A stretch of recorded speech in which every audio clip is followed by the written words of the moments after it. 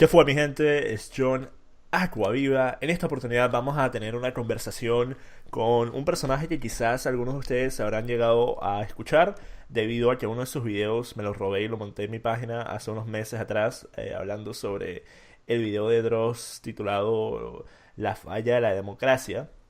Y en ese momento él tenía, creo que 200, 300 suscriptores, tenía muy poca cantidad de visitas. No, A ver, 16 suscriptores. ok. En cambio ahorita he visto que ha estado sacando contenido con furia y ya va por creo que 4.000 suscriptores, sus videos están obteniendo miles de visitas. Es una persona que desde el primer momento en el que vi ese video no entendía efectivamente por qué no tenía visitas, porque primero que nada tiene una forma de despedazar argumentos contrarios que es bastante similar a figuras como Sargon of Akkad, para los que lo conozcan, y tiene una forma en la que deja ver sus sentimientos, sus emociones en lo que dice, que me parece la forma más apropiada de hacer este tipo de contenido. Nunca me ha gustado la clase de personas que hacen videos hablando de política o de temas serios y suenan como si estuvieran leyendo un guión. No tienen emociones, no tienen el sentimiento, no tienen pasión en lo que están diciendo. O sea, si yo hablo de algo es porque me apasiona el tema, porque yo no soy un conductor de un programa de noticias que está obligado a hablar de las noticias. No, si yo hago un video es porque ese tema del que se está hablando es algo que me apasiona y por ello es que en todos mis videos se puede ver cómo voy desde la molestia hasta la desesperación, hasta los gritos bueno, a algunos no les gusta, a otros les gusta, a mi parecer es una forma más entretenida de hacer este tipo de contenido. Ahora, hay varias cosas que han pasado en las últimas semanas que he visto. Primero estuvo una controversia de Mate con otro creador de contenido que se llama Perezoso Doom, que ha empezado a hacer videos de política también. Y bueno, tuvieron un debate, tuvieron un rollo. Bueno, explícanos tú qué fue lo que pasó para los que no están enterados. Muy bien. Este youtuber que se llama Perezoso Doom hizo un video llamado Razas, cuestiones de agenda, perdón, agenda, cuestiones de raza, en el cual decía que, por ejemplo, que el racismo no significaba el odio hacia otra raza, sino el amor a la propia. En el cual citaba muchos ejemplos de Wikipedia y algunas otras cosas que estaban mal, a lo cual yo hice dos videos respuestas sobre esas cosas. Luego este Perezoso Doom hizo una video respuesta a lo que yo había hecho y últimamente terminamos en un debate, los dos. Ok, ahora lo que me agradó de eso fue efectivamente ver el debate. No vi los videos que hicieron de video respuesta, terminé fui a ver directamente el debate, ya que me parece que las personas logran demostrar si de verdad están capacitadas para hablar sobre lo que están hablando en un debate en tiempo real y no en un video en el que pueden hacer cortes, en el que pueden tener un guión enfrente, en el que pueden estar simplemente leyendo algo que han escrito. Me parece que es una forma mucho más efectiva de ver distintas opiniones y de poder llegar a una conclusión sobre quién podría tener la razón. Ahora, lamentablemente, eso no fue lo que yo vi en el debate que ustedes tuvieron, debido a que, y mira, ya aquí podemos entrar en el primer punto que quiero tocar, que es efectivamente sobre el mismo tema. No quiero que sea muy largo porque, bueno, como tú acabas de decir, ya hay bastante contenido al respecto de ese tema, tanto en tu canal como en el canal del otro chamo. Pero, primero, explícame por favor cuál es la importancia de este problema, de tener un debate sobre esto. O sea, cuál es la importancia real de si existe o no existe una raza en términos... Y quiero que me expliques esto. ¿En qué términos estás diciendo tú que no existe una raza? Yo no estoy diciendo en ningún momento que no existan las razas. En ningún momento en el video lo he dicho, ni tampoco es mi posición. El tema es que este señor decía que el racismo significaba el amor a la propia raza y confundía en el mismo video un montón de cosas. Por ejemplo, en un momento pasaba a hablar de raza, ¿no? Luego pasaba en la misma oración a cultura y luego a clase social, ¿no? Decía que está bien sentirse superior, ¿no? A una cultura que es inferior porque viven en barrios pobres, ¿no? Cosa que a mí me enojó mucho esa forma de hablar y esa forma de exponer y esa forma falsa, digamos, de dar los argumentos, ¿no? De una forma ambigua y que no se dice nada en concreto, a la cual yo traté de alguna forma dar claridad sobre esos asuntos. Traté de ir a los artículos de Wikipedia, a los artículos que él citaba, luego a la historia de la palabra del racismo, cómo se originó, qué es lo que significaba en su momento, y lo expliqué mucho en el video. Otra de las cosas que dice que está mal en ese video es, por ejemplo, que los chinos perdón, los asiáticos son la raza superior, pero a la vez él cree que su cultura mexicana es superior a la de Corea del Norte. Y no me quedaba claro por ejemplo, por qué salta de cultura a raza y segundo, por qué cree que la raza asiática es superior, pero a la vez cree que la cultura de Corea del Norte es, digamos, la de Corea del Norte siendo la raza asiática es inferior. Ok, ahora, algo en su defensa, y esto fue algo que al inicio yo también pensé que había sido una gran contradicción, y después, y quizás le estoy dando mucho mérito al chamo, quizás de verdad simplemente se equivocó, pero lo que yo pensé es, una cosa es cultura, otra cosa es raza. Tú puedes tener una cultura dependiendo de la circunstancia, el escenario en el que naciste y las personas, el grupo de personas que te rodean, que va totalmente contraria a lo que sería normas de lo que nosotros conocemos debido a lo que ha ocurrido en la historia y lo que pasa hoy en día, que tenemos distintas razas que suelen estar dentro de distintas culturas en particular, ya sea una cultura latina, una cultura africana, una cultura anglosajona, suelen tener ciertas cosas que son muy de esa cultura. Y en cuando hablamos en ese sentido, estamos hablando de las cosas que hemos aprendido debido a los medios de comunicación, debido a las enseñanzas que nos dieron en la escuela, debido a la historia que vemos de cómo los distintos grupos, mucho más, más significativo era esta idea, que es básicamente una idea tribal, una idea de una tribu, más que una idea de una raza, que se podía ver, por ejemplo, durante la Primera y la Segunda Guerra Mundial. Entonces, para mí, una raza no tiene nada que ver con la cultura que esta raza pueda terminar teniendo. A mi parecer, y esto creo que se demuestra en el hecho de que los asiáticos suelen tener niveles de coeficiente intelectual mucho más altos que los blancos, y obviamente mucho más altos que los latinos y los negros. Pienso que sí hay un debate que se podría tener en términos biológicos para decir que los asiáticos son propensos a ciertas cosas, de la misma forma que tú podrías decir que los negros suelen tener un esqueleto más denso, suelen tener más masa muscular, suelen ser debido a eso más aptos a ser mejores atletas, mejores en deportes que personas blancas. Entonces, eso es lo que yo pienso. Y una vez más, quizás le estoy dando mucho mérito, pero eso es lo que yo entendí de esa parte. Claro, claro. Sí, bueno, el tema de la raza en cuestión a lo biológico no hay discusión. O sea, simplemente ni siquiera ir por la cuestión física, digamos, de fuerza o velocidad, simplemente el color de piel ya es distinto, Pero ya entonces, no hay ¿qué discusión ahí. piensas tú que está mal de lo que él estaba diciendo en sus videos? A eso es a lo que quiero llegar. ¿Cómo ves tú Bueno, una raza? ¿Qué es lo que piensas tú que está mal de lo que él dijo? bueno, lo que yo interpreté de la raza es que él decía, digamos, esta es una interpretación mía, ¿no? Muy exagerada que no la quise poner en el video, pero era una interpretación de, digamos, de que los blancos son supremacistas y de que, digamos, están las razas inferiores y que por lo tanto uno está bien que se sienta superior a esas otras razas. Esa es la interpretación que yo le di a ese video.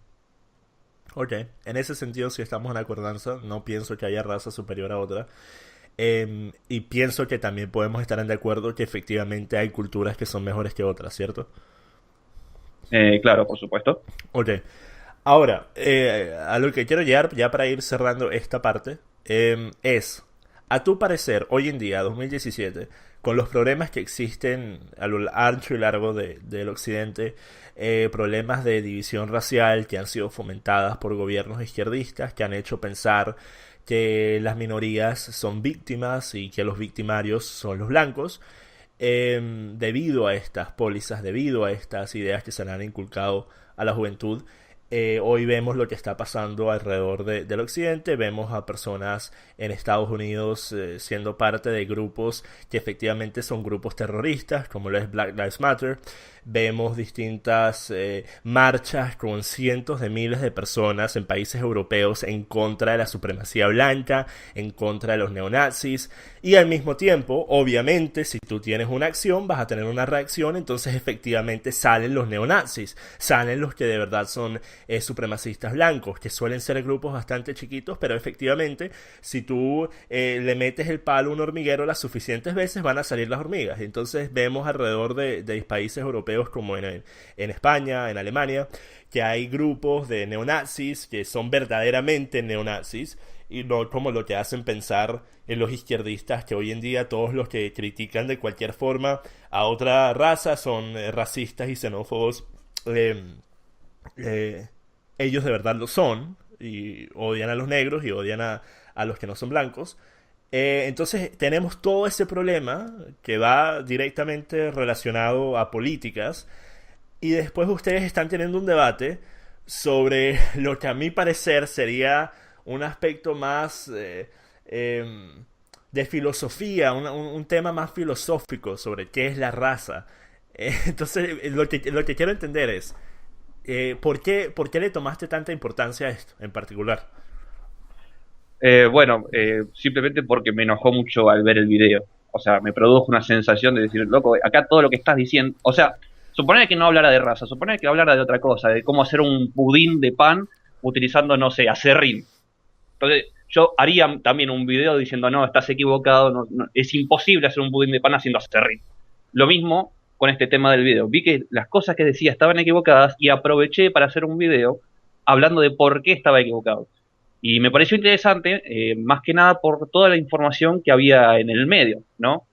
Digamos, tiro información no solo de la historia del racismo, digamos, de la palabra racismo que empieza en Francia, con el antimeridionalismo, sino además, por ejemplo, el ideal de belleza japonés, el cual él dice, por ejemplo, que es el ideal ario, porque se ve que todos ¿viste? Los personajes de anime, y inclusive la moda de lo fashion allá en Japón, es muy occidental, ¿viste? No es algo japonés tradicional típico de ellos.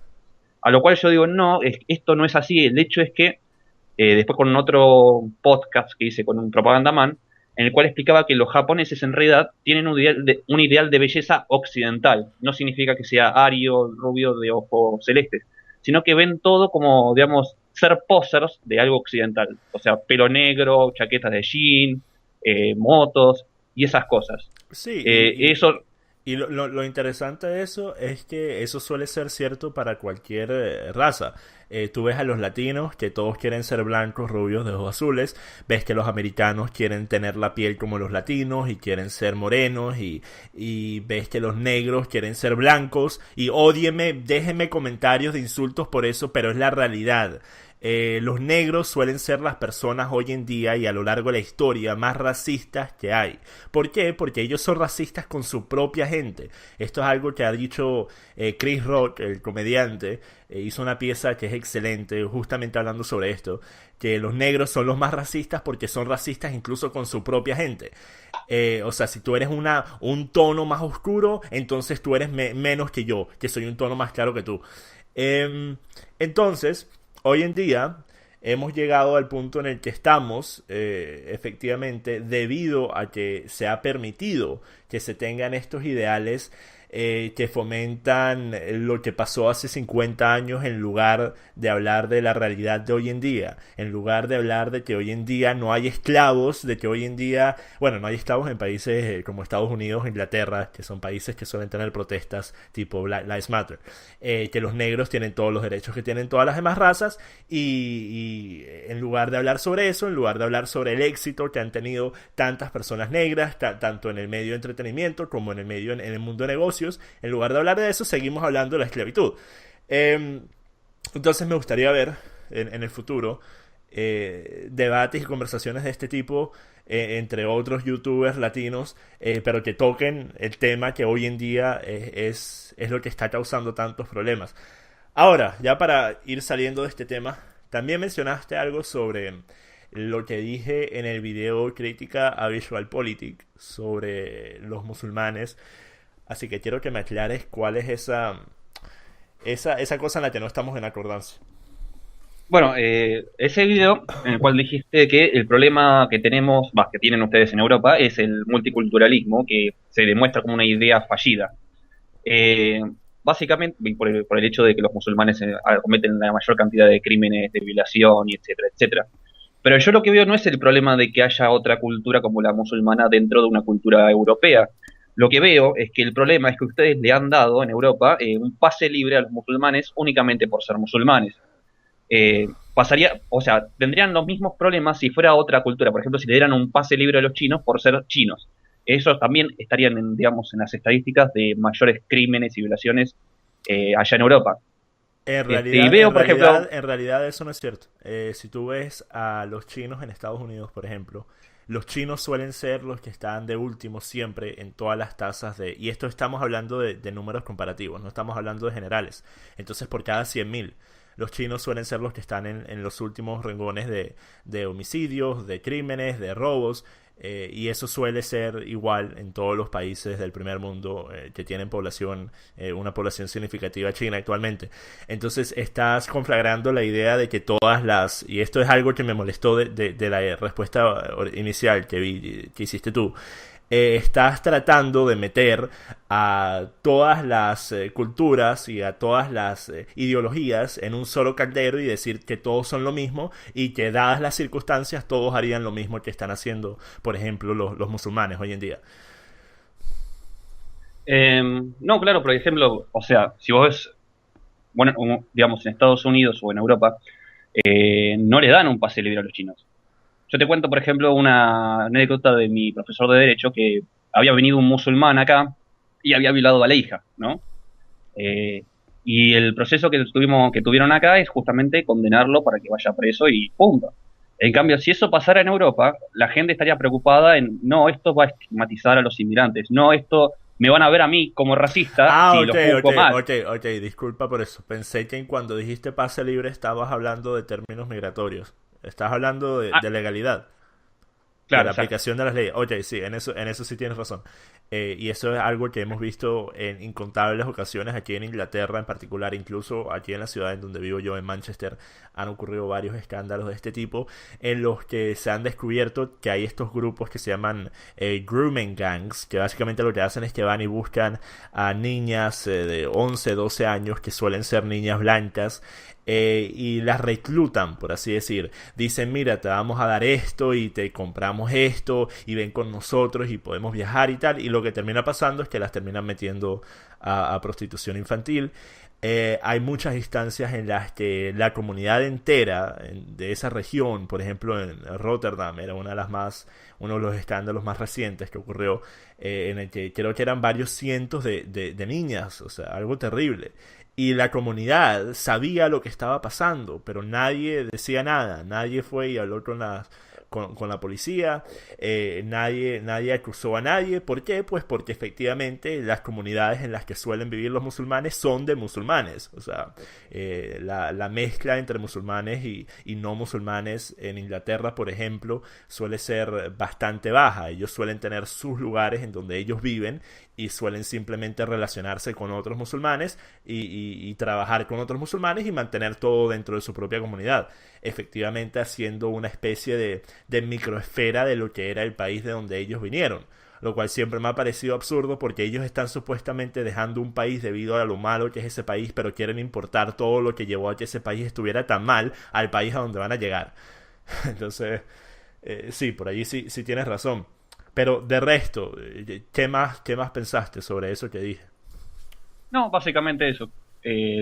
O sea, que el problema de Europa fuera el multiculturalismo, ¿no? El problema es, digamos, que son inimputables los musulmanes, digamos, en teoría. Tú valoras la cultura, la tuya, por ejemplo.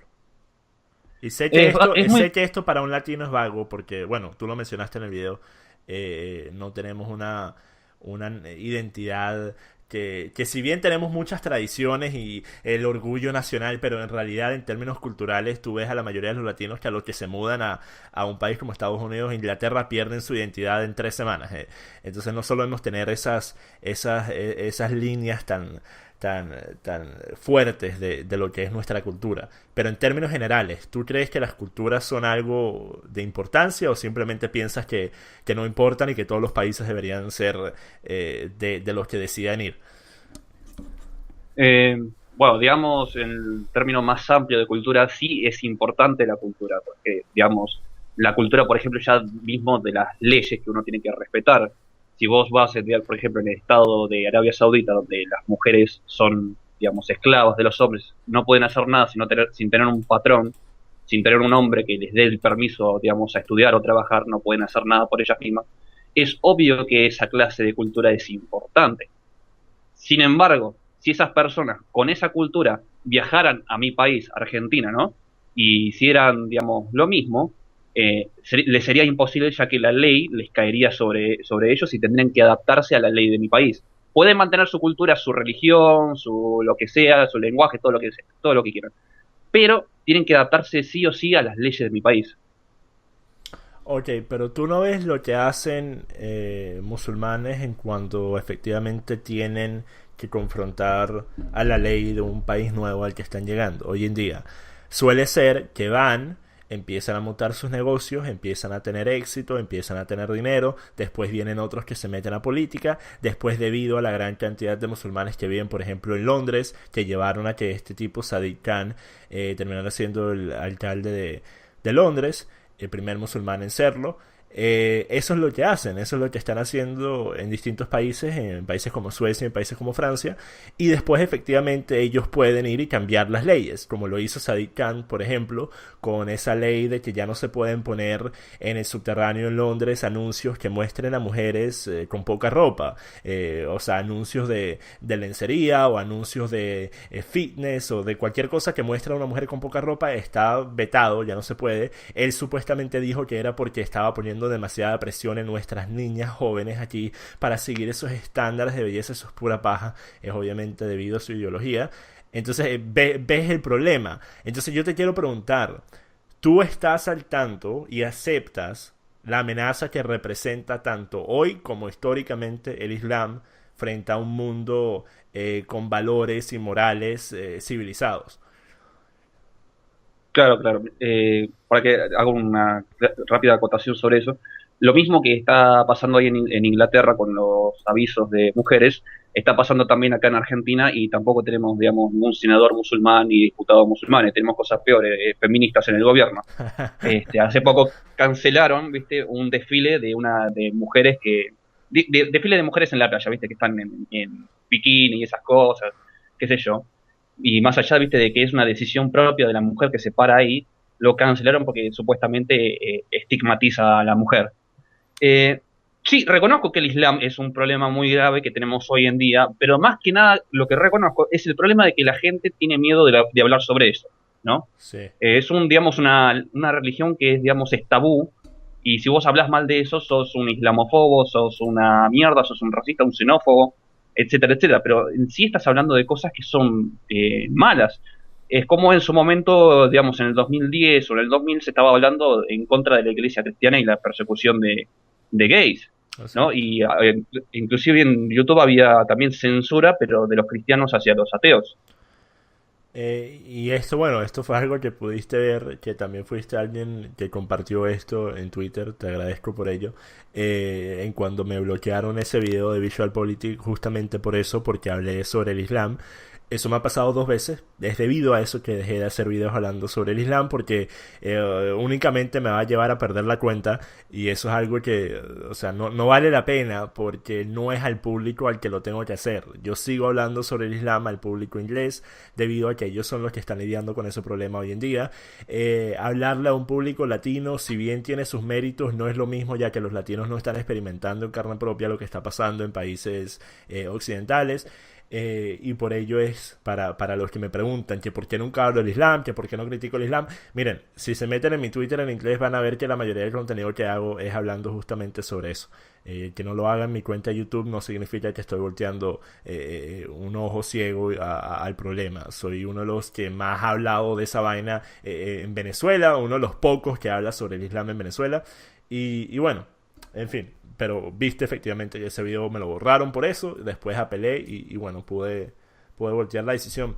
Pero mira, eh, ¿qué piensas tú sobre la religión en general? Obviamente no quiero que nos metamos muy de fondo esto porque terminamos hablando por 10 horas y no llegamos a nada.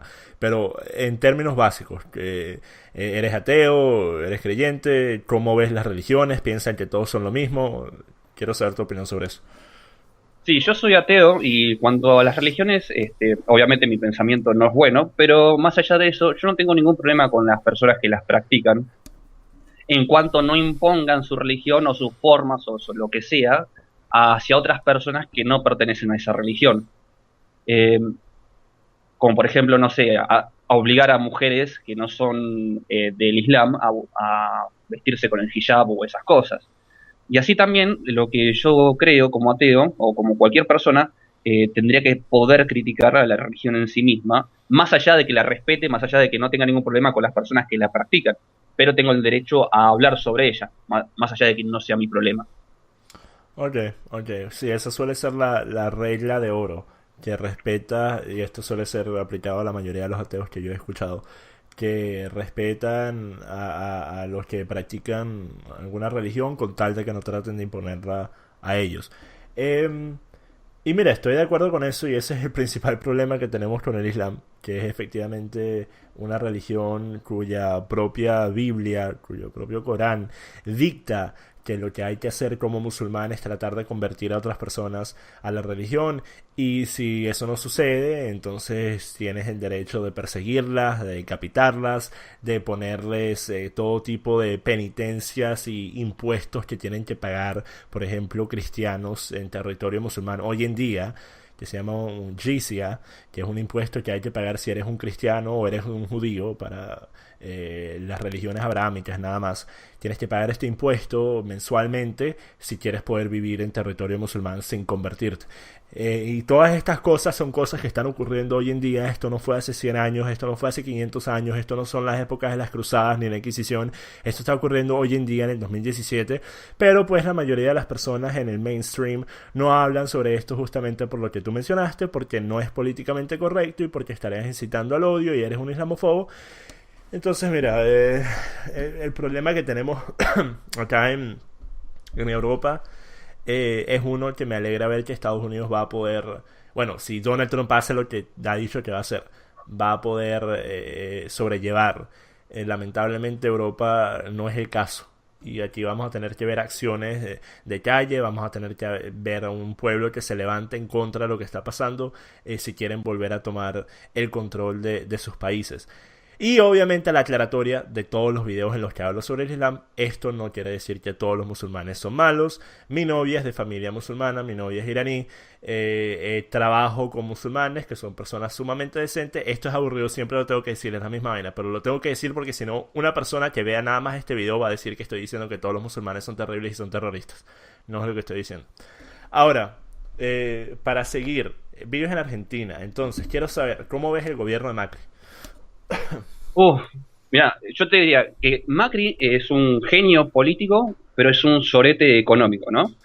Digamos, acá están pasando un montón de cosas con respecto a la economía que nos está yendo mal, que estamos mal, estamos en picada, están haciendo todas las decisiones que no tendrían que hacer, dicen que van a bajar el gasto público, pero lo suben, echan a gente que estaba, digamos, le decimos ñoquis, que son gente, digamos, que está en trabajo público, que no merece estar en ese lugar, que no hace ningún trabajo, pero que los contrata el Estado igual, que eso es únicamente para robar guita, para sacar guita para el fondo del gobierno que esté de turno, ¿no? Y un montón de cosas así, ¿no? Que decimos, loco, paremos un poco más la mano, pero al mismo tiempo, él tiene un dominio de los medios de comunicación, no directamente como que él le pone plata a los medios, sino simplemente que hay muchos casos de corrupción que nosotros los argentinos nos enfocamos la atención en eso. Entonces, como le enfocamos la atención en eso, pasamos de largo un montón de otras cosas, ¿no? Pasamos de largo, por ejemplo, no sé, que hay 30% de pobres en Argentina, que el nivel de indigencia subió, que el desempleo sigue subiendo, que no estamos creciendo, que ahora tenemos problemas, ¿viste? Por ejemplo, para vender limones a Estados Unidos con Trump, etcétera, etcétera. Todo eso no le estamos dando bola gracias a todos estos casos de corrupción que están saliendo, que son, te digo la verdad, son muy interesantes de verlos en la televisión, pero aún así, digamos que no nos va a cambiar la vida. Y nosotros los argentinos pensamos que en algún momento van a meter preso a un corrupto, en algún momento lo van a meter preso, que es nuestra fantasía, ¿viste? Más interna, y que con eso se va a solucionar todo, que le van a robar que le van a sacar toda la guita que este tipo robó y la van a poner en el Estado y se va a solucionar. Y la verdad que no es así, eso no va a pasar y estamos mal en cuanto a eso. ¿Y Y el tema que también, cómo ves el rol de Argentina actualmente en Latinoamérica en términos comparativos con otros países? Vamos a obviar a Venezuela, obviamente, pero países como Chile o Colombia. Tú que obviamente vives en Argentina, has llegado a considerar mudarte de allí o todavía ves la posibilidad de poder tener una vida decente en el país? no, veo realmente quedarme en el país y tratar de hacer algo. No, ahora por el momento puedo porque mis viejos me bancan, yo todavía no tengo trabajo. Por ahí con YouTube consigo, no sé, ganar unos pesos. Pero lo que veo es que realmente no sé si en otros países yo, como argentino, como extranjero, pueda estar mejor en ellos. Yo tengo, o sea, tengo conocimiento que en la época pasada, hace 10 años, cuando estaban los Kirchner de presidente, habían argentinos que iban a Bolivia y tenían un futuro muchísimo mejor, pero haciendo cosas, digamos, simples como vender sándwiches. Y además de que los bolivianos no sé por qué contratan argentinos para sus empresas. No sé por qué los prefieren, pero los prefieren. Y realmente no veo que seamos tan distintos. Yo creo que Chile está muchísimo mejor que Argentina, pero en cuanto a lo social, digamos, por ejemplo, la educación pública, que tienen problemas con eso, que están los estudiantes protestando para que la educación sea pública y gratuita, o que por lo menos, ¿viste?, no sea totalmente privada. En esos temas, ¿viste?, le veo problemas. Yo, por ejemplo, mal que mal, en mi país, por ejemplo, si me enfermo y no tengo obra social, puedo ir al hospital del Estado y sobrevivir, eh, y esas cosas. Pero realmente le veo futuro a Argentina. Ok, ahora, ¿tú estás a favor o en contra de la educación pública? Estoy a favor. ¿Hasta qué punto? Hasta universitario gratuito. Universidad gratis incluida. Exacto. Ok, ahora te pregunto. Obviamente sabes que el dinero para pagar eso viene de los impuestos, entonces para que tenga ese tipo de plataforma un país y que no sea una mierda total, tienen que aumentar los impuestos de una forma significante debido al costo que tiene la educación, una educación de calidad, obviamente. Veamos Dinamarca, por ejemplo. Entonces yo te pregunto, ¿tú preferirías pagar, supongamos, 10% más de impuestos para tener educación pública o preferirías tener ese 10% de impuestos más sobrantes al año y poder pagar una educación privada y poder decidir a qué escuelas van a ir y poder decidir y asegurarte de que lo que están enseñando no es propaganda? No, prefiero que sea pública. Ya porque el simple hecho, por ejemplo, acá en Argentina ya pagamos la educación pública, así que no nos tendrían que subir los impuestos para nada. Sin embargo, tenemos impuestos altos y no es por la educación pública, sino por un montón de otras cosas, como por ejemplo ayudas sociales, como, no sé, la asignación universal por hijo, que sea como el welfare state de allá. Pero el problema es que acá tenemos el hecho de la corrupción, o sea que esas ayudas al final no llegan a estas personas. Tenemos casos, por ejemplo, de gente que mandaba, por ejemplo, comida a colegios del norte para las personas que, digamos, para los comedores de los colegios, y esa comida la vendían a Paraguay. El tema con la educación, por ejemplo, si fuéramos todos una economía bien alta, digamos, gente que tuviera trabajo y tuviera un buen sueldo y todo eso, realmente diría, sí, está bien, tengamos educación privada. Pero el hecho es que la educación pública sirve muchísimo para las personas que no están en esa situación económica, digamos, favorecida, o siquiera, viste, medianamente bien. Y, y sirve, viste, para que tengan una educación y puedan tener un trabajo mañana profesional y puedan salir de la situación en la que están, en la que nacieron. Además, quisiera agregar una cosa. Acá la educación privada es peor que la pública, muchísimo peor. Y la Universidad de Argentina es una universidad con mucho prestigio, la UBA y la UTN. Sí, se pone mucha plata en ello, pero es una universidad de prestigio. Y la gente que va a la privada paga únicamente para aprobar la materia, digamos. Ok, pero a eso que dijiste, que no representa un gasto tan grande la educación actualmente en Argentina, acabo de ver las estadísticas del 2014 y creció en un 10% el gasto. Actualmente son el equivalente a 22.297 millones de euros, lo que representa el 15,9% del gasto público total. Es una cantidad significante y debido a eso es que parte de lo que estás pagando en impuestos o lo que pagan impuestos en Argentina se incrementa debido a la educación pública. Ahora, si eso funciona en un país, ok, está bien. El problema es que si tomamos en total de países actualmente que ofrecen educación pública, la mayoría tienen niveles muy bajos de efectividad. Por ejemplo, incluso en Inglaterra que tiene muchos aspectos de su país que están socializados, uno de ellos es la educación en Inglaterra, si bien está obviamente muy por encima de la americana, está muy por debajo de, por ejemplo, la danesa. Y esto es debido a que en Dinamarca cobran aún más dinero de impuestos para poder metérselo más a la educación. Entonces, a mi parecer, yo no confío en la educación pública porque son políticos los que dictan el plantel educativo. Ese es mi problema.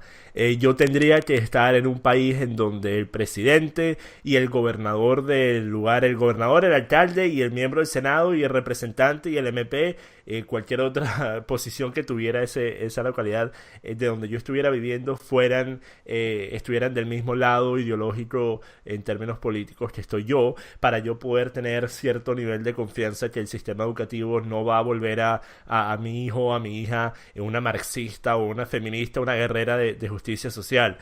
Ese es el problema que yo veo con la educación pública y pienso que son Bueno, muchos más los ejemplos de propaganda que de efectividad y de educación de nivel. bueno, pero fíjate en Estados Unidos, los guerreros de justicia social, que únicamente, digamos, que nacen en la universidad y es en la universidad privada en la que nacen, no en la pública. Exacto, pero ¿sabes por qué, verdad? Porque justamente Eh, son las universidades, por ejemplo Harvard. Harvard actualmente pasó de ser la joya universitaria del oeste en general a ser un nido de mileniales guerreros de justicia social y marxistas y comunistas y bueno, esta gente que vemos marchando en protesta a Donald Trump actualmente. Y eso fue debido a la conglomeración que ha existido con las universidades más grandes y más prestigiosas de Estados Unidos con los políticos de izquierda, las donaciones que han recibido, millones y millones de dólares que reciben en donaciones. Entonces obviamente nada es gratis en Estados Unidos ni en ningún país, especialmente cuando hay un político involucrado. Entonces esos planteles van cambiando, las personas que van entrando a los puestos de poder, los profesores, los directores, se vuelven personas que todas están en un mismo echo chamber ideológico y bueno, eso es lo que le ponen al plantel. Y eso es justamente debido a la forma en la que se ha manejado la educación en Estados Unidos. En Estados Unidos la educación actualmente es una desgracia, tanto la pública como la privada en muchas instancias, y es justamente debido a que la mayoría de las decisiones que se han tomado en términos educativos en la última década han sido tomadas por demócratas. Pero claro, mira, pero tú- ahora más otro. Imagínate que esa plata que recibieran las universidades no la recibieran por donaciones, sino por una ley del gobierno que independientemente del color político, recibieran esa guita asegurada.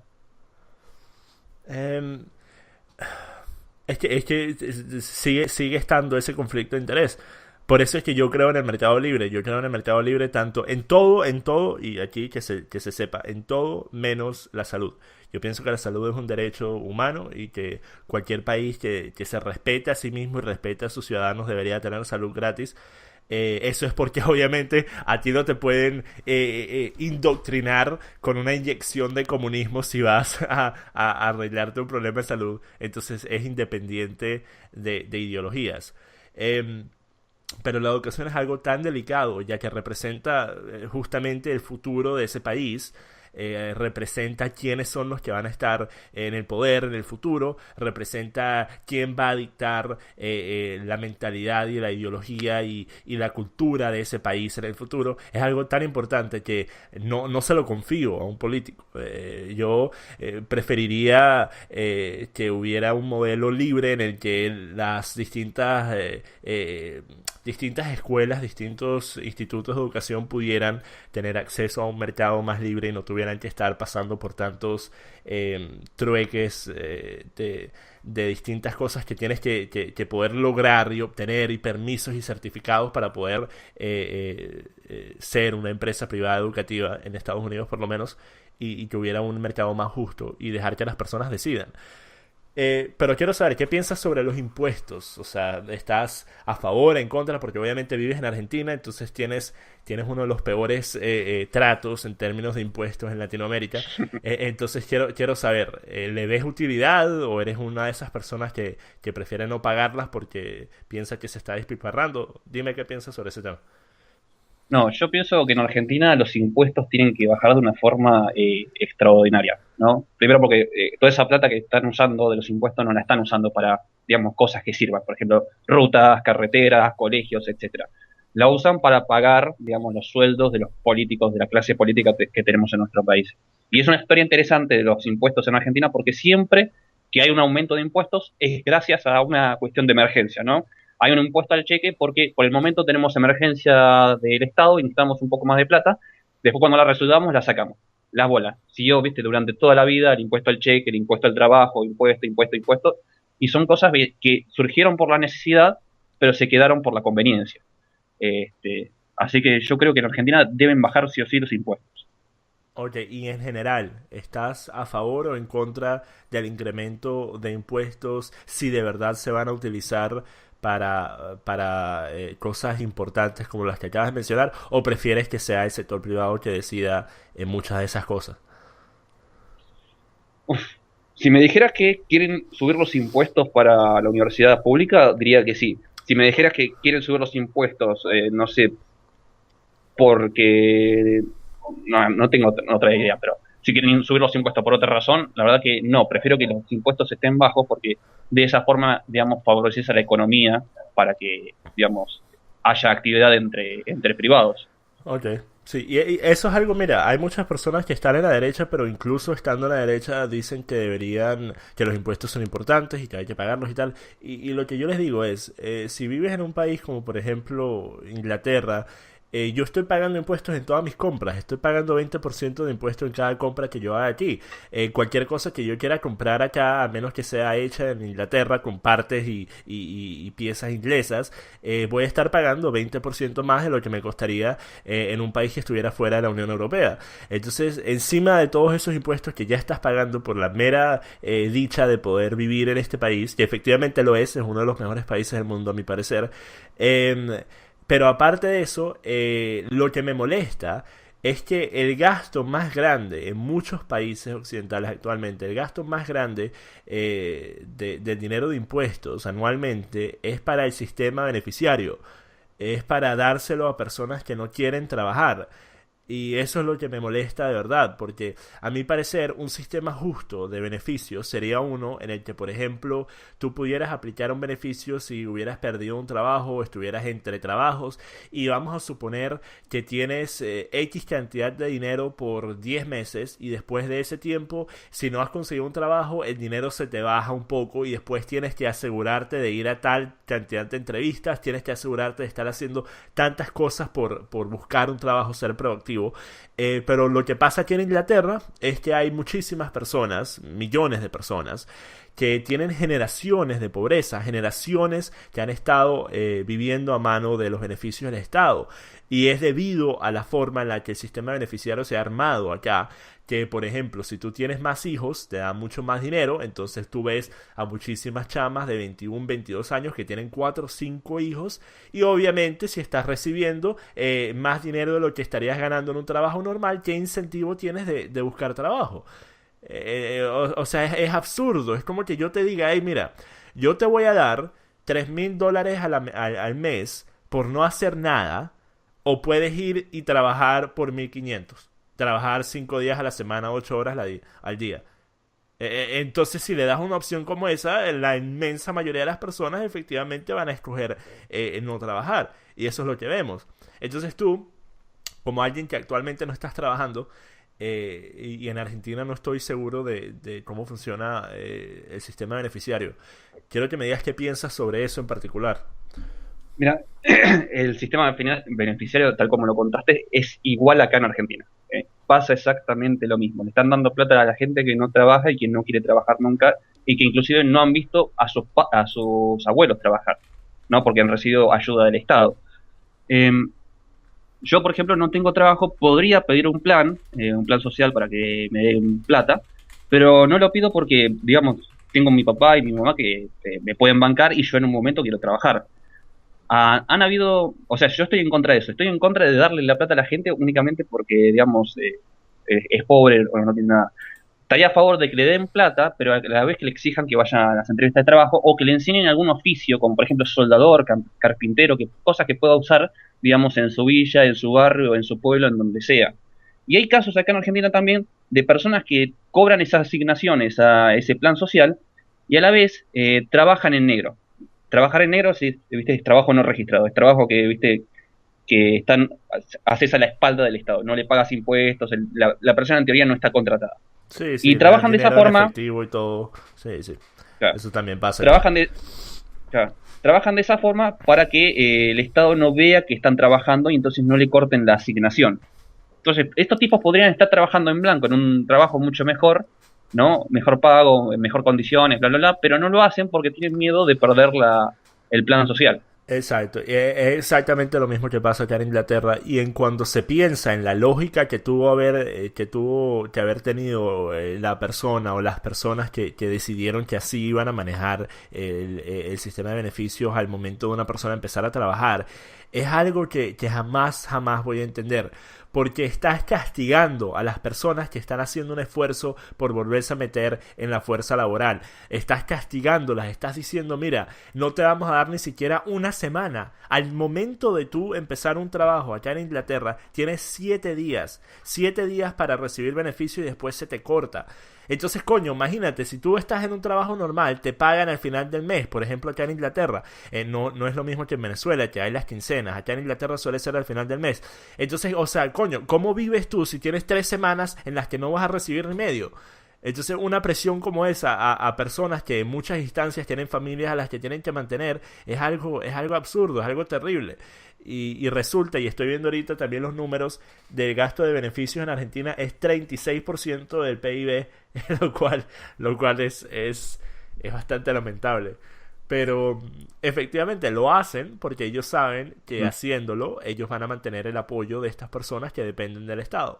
Y por esto es que muchas personas en Estados Unidos estaban tan asustadas de Donald Trump al inicio porque no sabían si él iba a recortar los beneficios, a quitar beneficios. Entonces las personas que están recibiendo dinero gratis estaban asustadas de que lo iban a perder. Eh, Mira, por cierto, ¿qué edad tienes tú? No que importe o sea relevante, pero me interesa. 24 años. Ok, estamos casi igual. Eh, entonces, mira, te quiero preguntar algo también aparte de cualquiera de estos temas. ¿Qué fue lo que te hizo empezar a querer hacer este tipo de contenido? ¿Qué fue el primer momento en el que dijiste, o sea, coño, tengo que hacer un video sobre esto, tengo que dar mi opinión sobre esto en público? Bueno, para empezar, yo no había empezado a este canal de YouTube para hablar sobre política, ni economía, ni nada de eso. Simplemente era una forma de expresar las cosas que yo sentía, ¿no? Que yo soy una persona, digamos, en la vida normal, muy callada, muy tímida, muy introvertida, y me quedo callada muchas cosas. Entonces quería utilizar este canal, una forma de, digamos, de explotar, de explayarme, de sacar todas esas cosas que tenía adentro.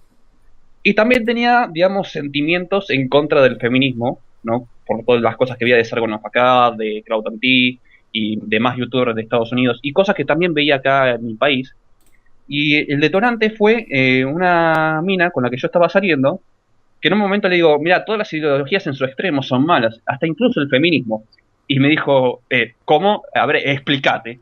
Y me expliqué, y al día siguiente no me habló más. No me llamó más, qué sé yo.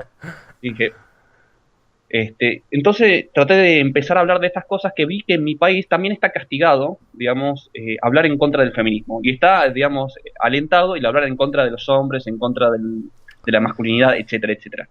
Y lo veo mucho en los medios, que todo el tiempo, viste, estas personas que son, digamos, hembristas o que tienen sentimientos hembristas, están en la televisión y dicen cosas que son horribles y vos decís, loco, ¿cómo puede ser que nadie le diga eso está mal? Y por esa razón empecé a hablar sobre el feminismo.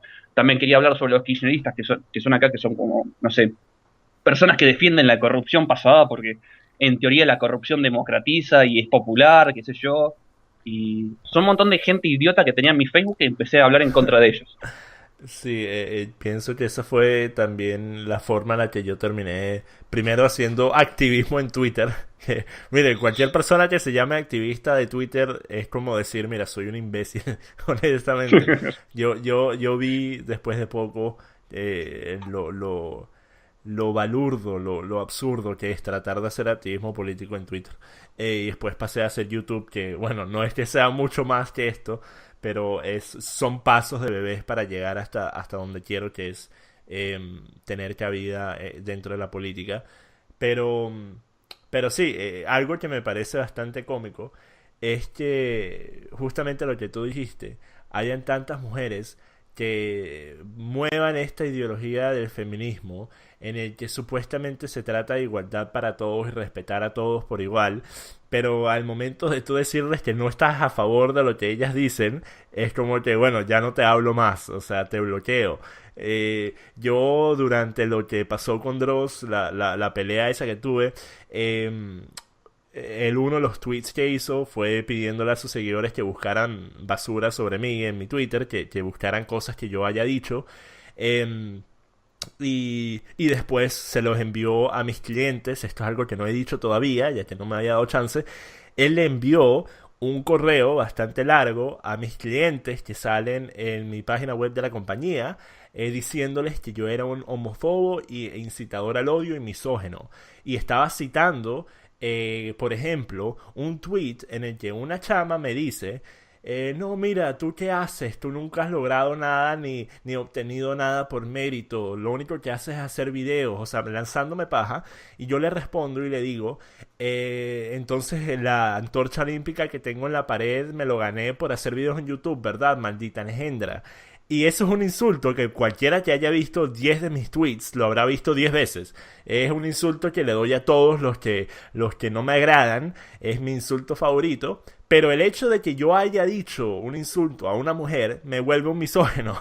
O sea, en ningún momento estoy hablando de que ella es esa mujer y que por eso es que ella es lo que es, sino simplemente hacer un insulto, responderle, darle una crítica a una mujer. A mí me llegan una cantidad obscena de comentarios por los videos que he hecho sobre personas como la chama actriz o sobre la otra chama feminazi. Me llegan una cantidad obscena de comentarios diciéndome de todo porque les hice una respuesta, les hice una crítica, que cómo es posible que yo no soy un hombre porque estoy hablando de una mujer, pero ellas sí pueden hacer videos, ellas sí pueden decir lo que les plazca y no importa. Eso es algo que, coño, o sea, una de las cosas que más me molesta actualmente son esos movimientos feministas. Pero el problema es que es algo tan delicado, que en realidad termina siendo incluso más delicado de tratar que siquiera el Islam, por absurdo que eso parezca. Porque si tú te metes activista en contra del Islam, podrías terminar muerto. Pero si te metes activista en contra del feminismo, no vas a llegar ni siquiera al punto de poder ser un activista porque te van a bloquear de todos lados. Te van a suspender el Twitter, te van a suspender la página de Facebook, te van a bloquear de YouTube. Entonces es algo tan cómico esa vaina. Y bueno, mira, quiero saber, ¿qué tipo de contenido piensas tú para las personas que te estén descubriendo por primera vez en esta conversación? ¿Qué tipo de contenido pretendes seguir haciendo? ¿Cuál va a ser tu enfoque principal en tu canal? Bueno, mi enfoque en mi canal es obviamente política, feminismo hasta el momento en que sea relevante, pero más que nada es la información, el dato duro. Cuando las feministas dicen una mujer cada 30 horas, yo me voy a fijar las estadísticas y veo si es así, y después comparo, por ejemplo, cuántos hombres mueren cada tantas horas y me fijo que es un hombre cada 3 horas. Exacto, aplausos, aplausos por eso. Mira, Sí. es tan cómico que acabas de mencionar eso, porque estoy a punto de tener una conversación con una diputada venezolana bastante reconocida que se llama Delsa Solórzano, que se ha atrasado un poco, pero va a ser en definitiva el lunes que viene.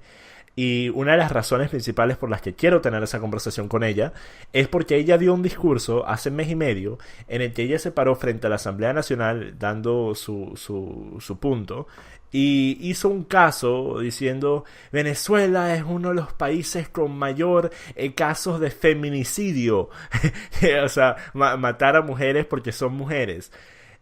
Ocurrieron 500 en el último año. Entonces yo me puse y me hice exactamente esa pregunta que te hiciste tú. Dije, ok, pero ¿cuántos hombres fueron asesinados en ese periodo de tiempo? ¿Y cuántos fueron? 24.000. Entonces yo, o sea, no entiendo esta vaina. Y encima de eso, ella en ese discurso dice, te lo voy a pasar después, lo tienes que ver, es demasiado cómico. Ella en ese discurso dice que el 99% de esos feminicidios han sido han quedado impunes y no han castigado a nadie, no han metido preso a nadie. Entonces lo que yo me pregunto es, ¿cómo es posible que ella sepa la razón del homicidio, ella sepa por qué ocurrió, pero no exista la inteligencia necesaria para saber quién fue el que lo cometió y para poder aplicar un castigo? O sea, es una disonancia cognitiva tan arrecha que honestamente no entiendo, es simplemente sacar términos por sacarlos para promover tu propia agenda. Es como si existieran dos entidades de inteligencia distintas, una que está investigando casos de feminismo y el otro que está investigando los casos de criminales. No, es uno solo, es el 6CPC, entonces lo que ellos sepan es lo que ellos saben. Entonces, ¿cómo coño estás diciendo tú que las mataron debido a que eran mujeres? Mira, es algo tan... Ah, coño de su madre. No quiero ni hablar de feminismo. Ok, Y encima cuando, una cosa, ¿no? Te aclaro, porque es un argumento que te va a decir la diputada seguramente, que te va a decir, sí, los hombres mueren más, pero mueren por causa de hombres. ¿Cuántos hombres mueren por mujeres? Te va a decir. Exacto, y el problema con eso es que se ignora que supuestamente si estamos hablando de igualdad, debería ser igualdad de tanto de acciones como de reacciones. Entonces, el que haya más hombres que sean violados que mujeres en Estados Unidos actualmente, lo cual es real debido a las violaciones que ocurren dentro de los sistemas penitenciarios, eso no tiene validez tampoco porque son hombres también violando a los hombres. Entonces ya no se trata de igualdad, porque ambos son víctimas al final del día. O sea, los hombres que han sido violados son víctimas al igual que las mujeres que son violadas. Ah, pero los hombres que son violados no importan porque fueron violados por otros hombres. Entonces, ¿dónde queda la igualdad? Mira, me gustaría ver si podemos arreglar una charla entre los tres con el otro chamo con el que tuviste el debate. Pienso que será interesante ya que no he visto a otros youtubers latinos que estén haciendo contenido como el que estás haciendo tú, como el que estoy haciendo yo y como el que ha empezado a hacer él también, y hacerlo sobre un tema más en el que estemos un poco más en acordancia que los temas que trataron ustedes. Lo que sí te quiero preguntar ya para ir terminando esto es ¿cómo llegaste a apoyar a Trump? O sea, primero, ¿en qué espectro político te encuentras tú? ¿Qué es lo que piensas tú es el rol del Estado? Y después, ¿cómo fue que llegaste a apoyar a Trump durante su campaña? Porque efectivamente ese fue el primer video de ti que vi. Fue un video respondiéndole a Dross las críticas que le había hecho a Trump. Y bueno, lo dejaste allí todo claro. Entonces quiero saber cómo fue eso. Bueno, yo en el espectro político no me identifico con la izquierda ni con la derecha, ni tampoco con el centro. Yo creo que hay políticas de izquierda que sirven y políticas de derecha que sirven, y sirven en su momento adecuado, en su momento histórico. Digo, acá en este momento sirve, en este país sirve, etcétera, etcétera. Por eso no me identifico con ninguno. De hecho, tampoco sé, por ejemplo, digamos, en filosofía no sé para qué serviría, qué debería ser el rol del Estado o cuál no debería ser el rol del Estado. Yo lo único que, o sea, la única posición que tengo es que el Estado es el contexto en el cual las personas interactúan y es el mediador de las personas. Nada más. Ahora, con respecto a Trump, antes de ver, por ejemplo, contenido como de Sargon, que empezaba a hablar de Trump, yo pensaba que el tipo realmente era un hijo de puta, era un xenófobo, misógino, etcétera, etcétera, todo lo que me daban los medios, y me cagaba de risa de que esa persona estuviera corriendo como presidente. Y de pronto veo un video de Sargon hablando de Trump y digo, acá le va a dar duro a este tipo. Y de pronto me encuentro con que no, que está dando un montón de datos, de cosas, de, por ejemplo, de discursos que daba el tipo, y digo, puta madre, esto no es lo que me contaron. Y de pronto empecé a ver otras réplicas de otros youtubers que también contaban lo mismo, empecé a investigar yo por mi propia cuenta y me empecé a dar cuenta de que no era tan así como contaban los medios. Y en ese momento empecé a fijarme lo que me estaban contando los medios y veía la disonancia, viste, con la realidad. Digo, puta madre, ¿por qué no cuentan esta otra cosa? ¿Por qué no cuentan, por ejemplo, el intento de asesinato que tuvo Trump, los tres intentos de asesinato que tuvo Trump, pero sí cuentan, por ejemplo, que el tipo dijo agárrela por la concha?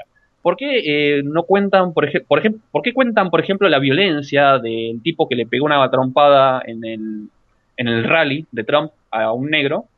Y no cuentan la violencia constante y de todos los días de los votantes anti-Trump contra los votantes de Trump. Y en ese sentido, viste, empecé a ver que había una, digamos, no estaban contando la realidad. Y cuando veo el video de Dross, primero veo eso de Trump y después veo otras cosas que digo, este hijo de puta está diciendo lo que se le sale del culo. Lo que más me jodió es el hecho de que pensara que todas las personas que votaron por el Brexit eran racistas. Digo, ¿dónde sacaste eso? Y mira, o sea, ese fue... Yo de verdad tuve que morderme la lengua para no hacerle una respuesta a ese video, porque yo sabía que de hacerlo iba a pasar lo que pasó ahorita. Em, Debido a que Dross es una persona que ha llegado a un estatus en las redes sociales en el que de cierta forma es intocable. O sea, no importa qué tipo de video le hagas, qué tipo de respuesta, cómo lo desbanques con estadísticas o lo que sea. O sea, no importa. Los que lo siguen lo van a seguir y no van a verle ninguna falla. Y los que lo odian van a odiarlo sin importar cuál sea la razón. Que efectivamente eso fue algo que yo experimenté en cuando hice el video respuesta a él.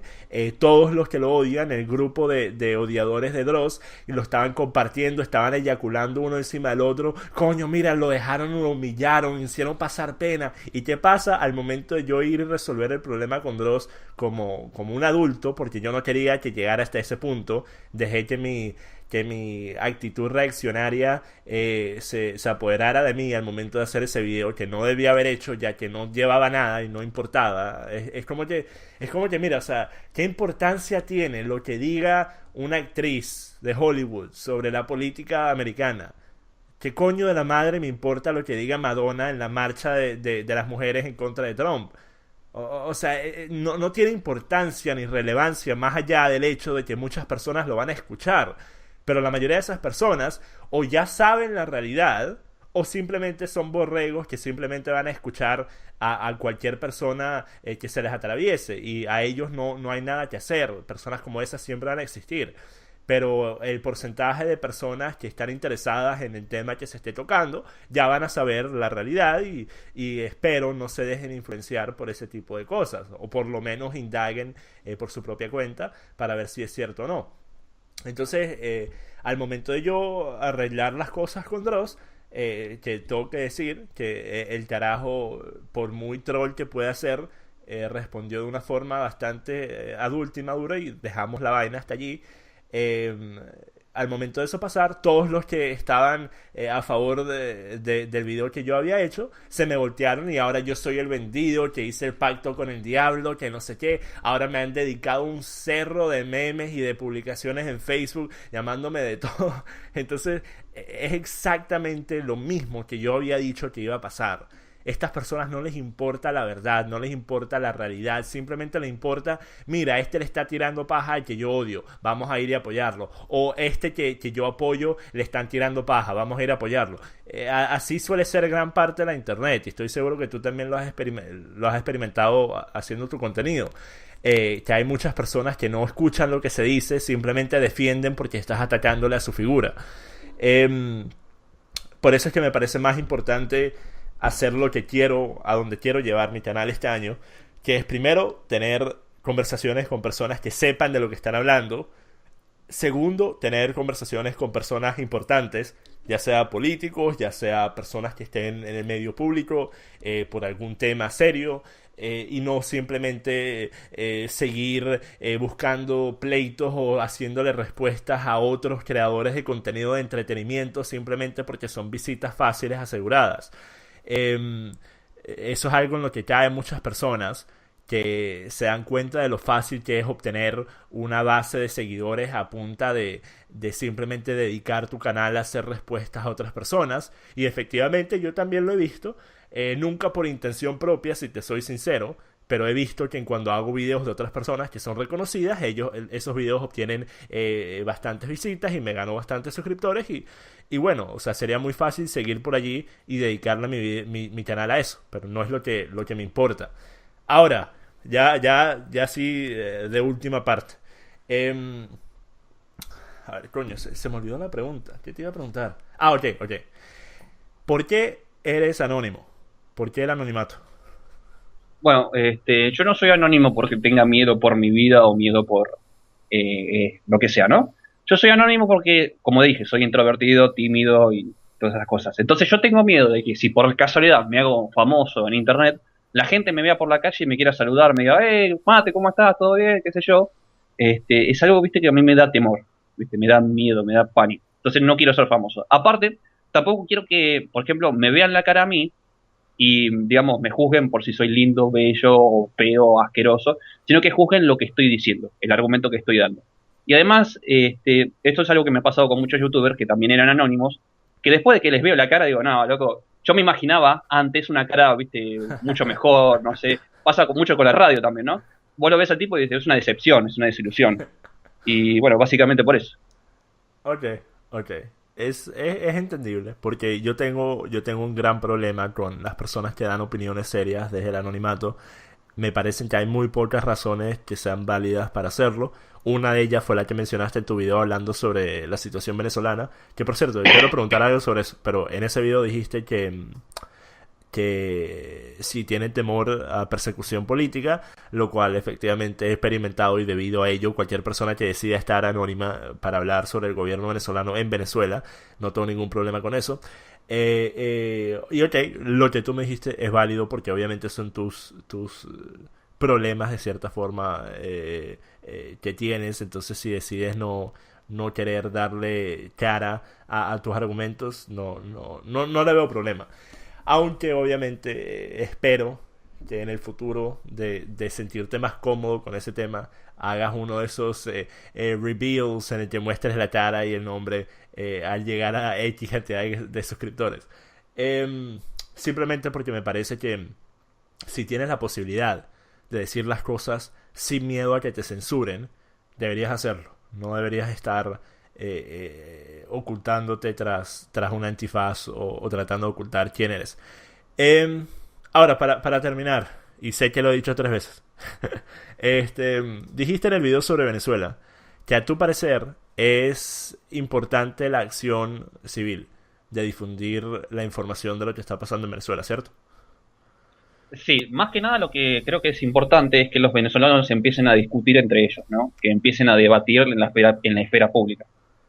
Ok, ¿y cómo crees tú que llegaría un cambio a un país como Venezuela? Simplemente usando Venezuela como un ejemplo, pero un país que tiene tantos problemas, tanto sociales como políticos como económicos. ¿Cómo crees tú que es el camino resumido para llegar a un cambio? Bueno, en cuanto a Venezuela, primero hay que entender que el cambio no va a suceder, viste, de la noche a la mañana, ¿no? Que es una cosa gradual y que en realidad el cambio que se da, viste, de la noche a la mañana es porque antes se dieron un montón de otras cosas anteriores que fueron cambiando el tema. Para poner un ejemplo, por ejemplo, la dictadura militar argentina terminó el día en que perdimos la guerra con Inglaterra por las Malvinas, pero porque antes había un montón de periodistas que denunciaban las desapariciones, un montón de descontento social por la situación económica, por no poder salir a la calle, por el toque de queda, etcétera, etcétera. Y por eso se dio ese cambio de gobierno tan brutal que tuvimos. En cuanto a Venezuela, creo que el problema en sí, digamos, se va a dar con muchas cosas. Primero, que los ciudadanos empiecen a hablar entre ellos, que baje un poquito el nivel de violencia, ¿no? Que empiecen a discutir.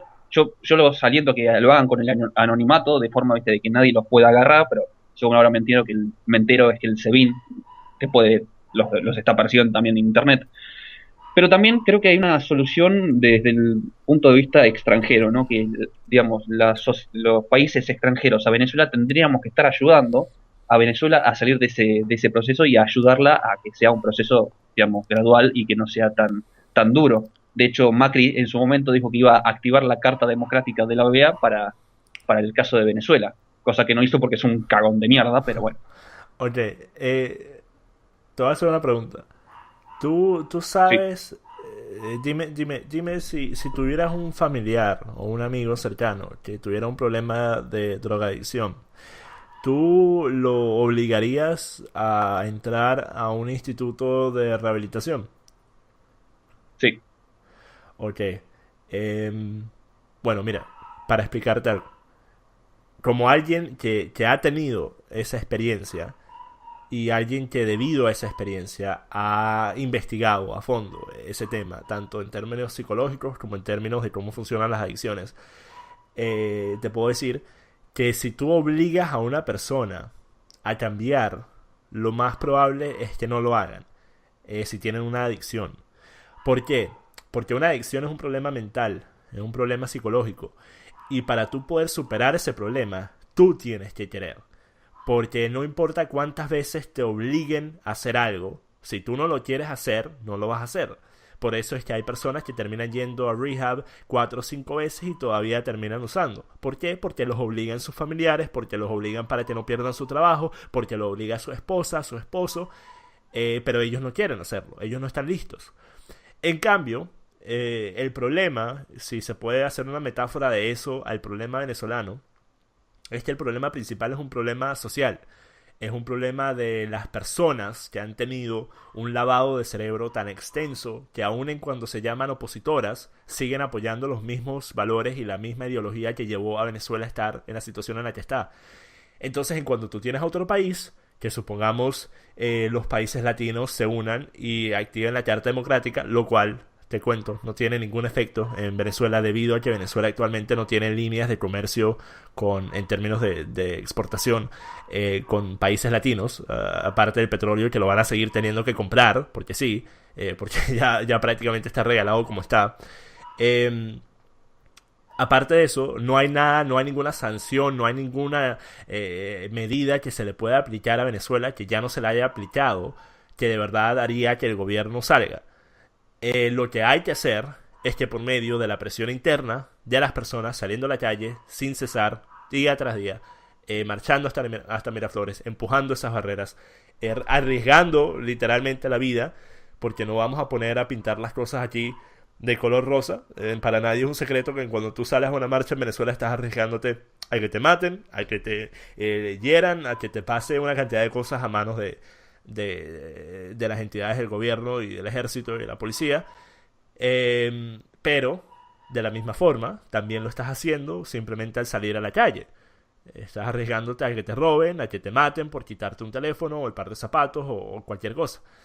Entonces hay que poder poner esas cosas en una balanza y ver si vale la pena o no arriesgarte para lograr un cambio si decides quedarte en Venezuela o si no puedes irte de Venezuela.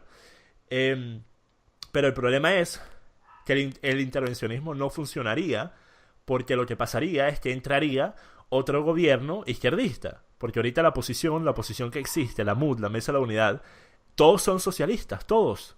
A excepción de uno que otro, que no son los que más popularidad tienen ni más poder e influencia tienen dentro del grupo, todos son socialistas. Entonces tú vas a meter a una posición socialista a reemplazar a una dictadura socialista. Y lo que va a pasar es que esto se va a prolongar, las medidas necesarias económicas no se van a aplicar porque van a tener miedo a perder su apoyo si aplican las medidas necesarias, como por ejemplo sincerar los precios de los productos alimenticios, lo cual ocasionaría que el nivel de hambre de Venezuela, que ya de por sí es extremo, empeorara el doble de un momento a otro, porque ahorita gran parte de los productos alimenticios están siendo subsidiados por el gobierno. Ellos van a tener miedo, la oposición, el gobierno entrante va a tener miedo de aplicar estas medidas y es debido a eso que se va a prolongar la miseria aún más. Por eso es que cuando me preguntan qué gobierno necesita Venezuela, yo he dicho, diré y seguiré diciendo que una dictadura. Una dictadura, un gobierno que entre y que no salga y que tenga el apoyo del ejército y que diga vamos a quedarnos aquí hasta que resolvemos los problemas. Algo como lo fue el gobierno de Marcos Pérez Jiménez, que por las cosas malas que hizo, a final de cuentas, si ves el país como estaba antes y después, es un mundo distinto.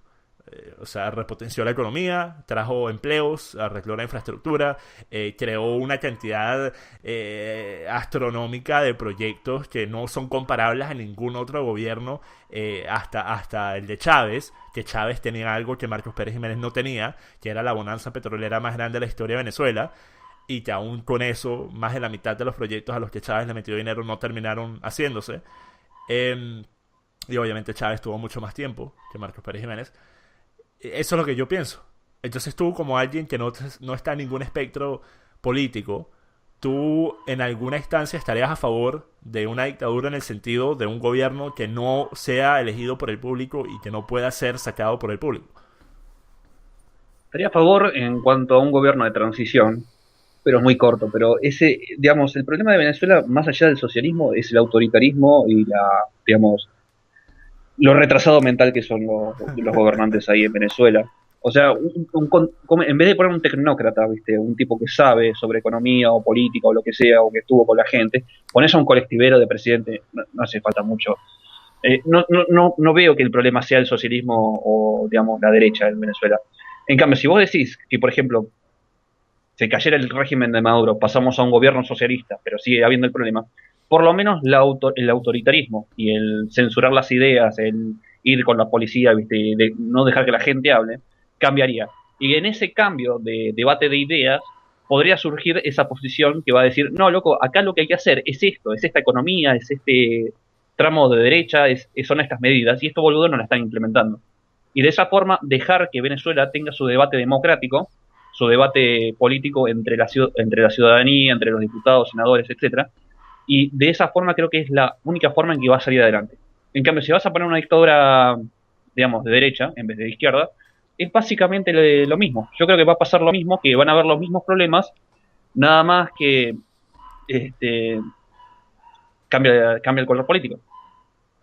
¿Sabes lo que muestra mucho el tipo de mundo en el que vivimos? El que tú puedas poner una comparación entre la falta de libertad de expresión en Venezuela a la supuesta libertad de expresión en países como Inglaterra o Estados Unidos, y lo que tengas, el resultado, es algo que pareciera que los que no tienen libertad de expresión son los que viven acá. Porque, te explico, en Venezuela se suele hablar mucho de que no hay libertad de expresión, lo cual es cierto en parte. Es cierto en el sentido de los medios de comunicación, que en el 95% están a favor del gobierno o han sido comprados por el gobierno o tienen miedo de criticar al gobierno, así que ni están de un lado ni del otro. Y hay muy muy pocas portales de información, ninguna que esté por ejemplo en televisión nacional, que esté en contra del gobierno. Eso es cierto en los medios, pero al mismo tiempo, a diario hay miles de personas que amenazan de muerte a cuanto chavista exista. Y tú piensas que algunas de estas personas reciben visitas del SEBIN. No, es menos del 1% los que terminan metiéndose en problemas. Esa es la realidad. Y la razón por la que lo hacen es porque no tuvieron fortuna. Porque fue un momento desafortunado que alguna entidad, algún tipo que trabaja para el SEBIN, algún tipo que trabaja para el Centro de Investigaciones, estaba aburrido en Twitter y vio un tweet y bueno, vamos a ir por este tipo, vamos a ir por ese tipo. Pero no es una cosa proactiva. No lo es, sin importar cuántas personas te digan que sí, que hay persecución a las personas que usan las redes sociales en Venezuela. No hay, porque si lo hubiera, si de verdad hubiera una persecución a personas que comparten su opinión en redes sociales, tú estarías viendo a cientos de personas encarceladas a diario. Porque si tú te metes en una red social como Twitter o Facebook y tienes puros contactos venezolanos y ves las cosas que se dicen, cosas que si yo las fuera a decir aquí, dentro de como 2 horas yo tendría un toque en la puerta de la policía. Eso lo puedes asegurar. Que si amenazas de muerte, que si van porque no explotan a Miraflores, que si esto, que si lo otro. El problema es que por un lado son desafortunados los que terminan en problemas y por el otro aplica la ley que aplica en todas las instancias. A nadie le importa lo que digas hasta que te escuchen. O sea, cuando tengas una plataforma de personas que te están escuchando, ahí es en cuando empiezas a importarle al régimen. Y ahí es en cuando sí te puedes meter en problemas. Ese fue el caso mío. Pero de otras personas normales, en su inmensa mayoría, no existe tal persecución. Entonces es bastante cómico que en Venezuela en ciertos aspectos exista más libertad de la que tenemos en países supuestamente libres como Inglaterra o como Estados Unidos, en los que te pueden meter preso por decir un comentario que supuestamente es racista o misógino. Bueno, mira, Claro. te agradezco haberte tomado este tiempo y lo hiciste de una forma bastante rápida. Le pedí una conversación y después de media hora ya estábamos hablando.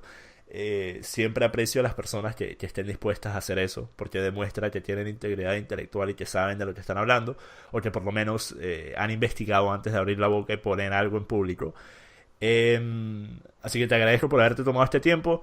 Voy a hablar con el otro carajo, a ver si podemos cuadrar una charla entre los tres hablando de varios puntos en específico. Esta fue más que nada una conversación sobre temas generales, ya que pienso que eres un canal que muchas de las personas que me siguen a mí también podrían estar interesadas en ver. Y tenemos opiniones distintas en varios temas, así que también tienen el otro lado de la moneda al cual ver.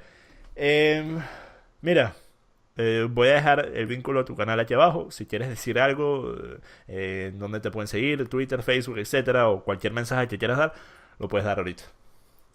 Bueno, síganme en mi canal y tengo un Twitter que utilizo únicamente para pelearme con otra gente, con feministas, con gente de izquierda, etcétera, etcétera. Así que eso es interesante verlo por todas las peleas que me mando. Está bien. ¿Cuál es el Twitter? Mate hirviendo. Ok, está bien. Bueno, una vez más, muchas gracias, chamo. Y bueno, estamos en contacto para otra oportunidad, ¿ok? Dale, John, un gusto. Igualmente. Hasta la próxima y espero que les haya gustado, mi gente. Hasta la próxima. Paz.